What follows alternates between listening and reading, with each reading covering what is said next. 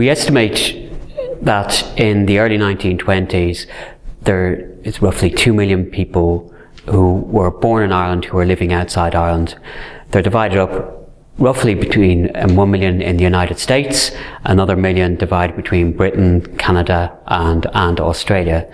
So these are Irish born, and to add to that, you can have very significant numbers of Irish people of ethnic descent. And what they do, it isn't just the traditional things that people think of fundraising and gun running and so on. They provide a locus for attention about events that are unfolding in Ireland. They provide a network for Irish revolutionaries.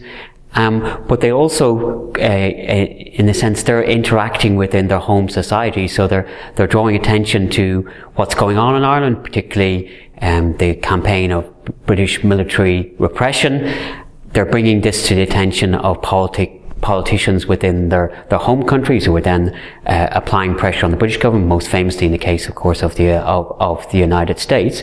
But they're also actively organising in terms of institutions, organisations, political movements, which occurred in the United States, but also in Britain, Australia and elsewhere.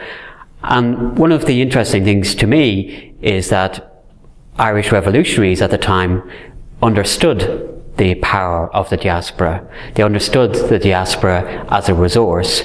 And over time, as memory of the revolution has developed since the 1920s, this sort of key diasporic element has sort of lost its significance and prominence that it had at the time.